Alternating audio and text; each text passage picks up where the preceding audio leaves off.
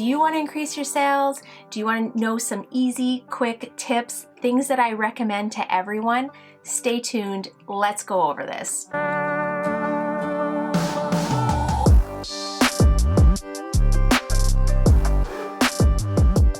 Hey guys, Tabs McCaffrey here from the Urban Goddess shop. Welcome back. If you're new here, welcome to my channel.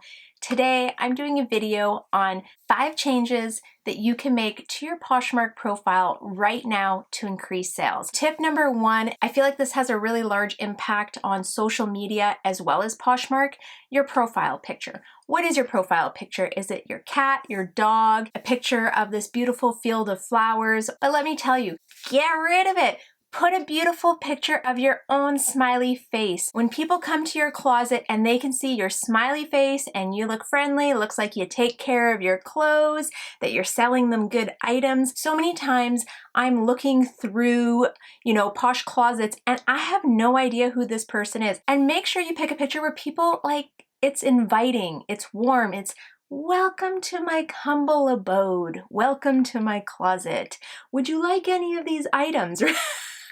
I'm being totally silly, but seriously, I would suggest putting your profile picture as a nice smiley face of you. They want to put a face to the name. So when you're taking the picture, all I recommend is you smile. And if you don't feel like smiling, do whatever you want. But trust me, I have a pretty big, genuine smile in mine. I wanted something that really gave my personality. They could kind of connect the face to the name and that they could understand that there was a person behind this closet. And profile pictures help you be relatable. People can relate to you when they see that you're a real person. Okay, that's all I gotta say. Do whatever you want. I recommend you have a picture of yourself. Let's go on to tip number 2. Tip number 2 is use a simple banner. I've seen so many different things and words and like make me an offer, open to offers, things like that. I wouldn't put that in your banner. I would keep it nice and crisp, simple, inviting, pleasant, depending on what your vibe is. I always say your vibe attracts your tribe. Just don't put open to offers or words like that into your banner. And I don't know if you've noticed, but it's a little bit harder to read words. It kind of grays it out. So I like picking an image that's kind of bright and colorful, and it just kind of draws their attention to there. It is the biggest piece of real estate on your Poshmark profile, so make it nice. Okay, let's go on to tip number 3. Are your listings uniform? And what do I mean by that? Do they all look similar? Do they look pleasing to the eye? Are they pleasant to scroll through? I look through a lot of closets when I'm looking for items or looking up comps, and they're like all a mix match and it's very chaotic. It's hard to shop on a closet when everything is so chaotic. It really draws attention from all these beautiful items that you have in your closet. What I would recommend is doing a neutral background. I like to do a white background. I'll pop up a video I did. This is how I edit using Photo Room, but you can use any app you want. I do like the white background.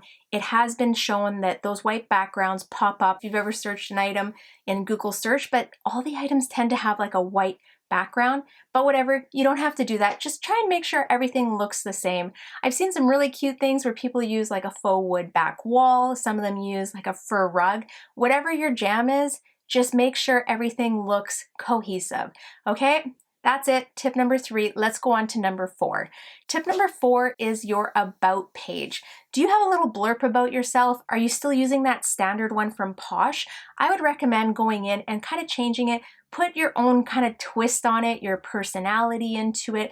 You'd be surprised how many people read this. I actually personally click on the about page so many times a day, especially when I'm in conversations with someone, just to kind of get a feel of who they are, what kind of items they like. And I read the most cutest, awesome, amazing things in there. So much so that I actually recently just went in and started to edit mine. I have to put some more thought into it. I see how people read it, and I think it's important. Also, are you connecting your social media into your about page? I highly recommend it. I've been able to connect with so many people outside of Poshmark through my Instagram page as well, and these are people that return back to my closet. So I do a lot of sneak peeks and things like that through Instagram, and you'll start to see people coming and going in between. Definitely recommend attaching your Instagram account, but I mean, you can do your Twitter, your Pinterest, your YouTube, whatever you want. Your vibe attracts your tribe. And if you're trying to build a tribe and make more money and make more sales, I really recommend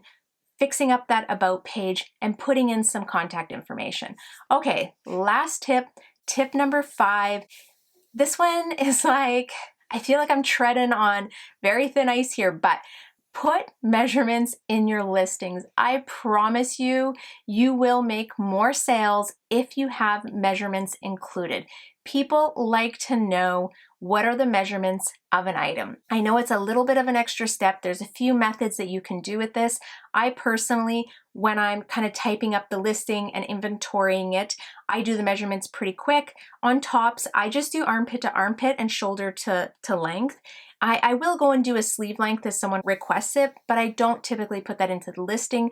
For pants, I like to do waist flat, front rise, and then inseam. I'm rarely requested extra measurements.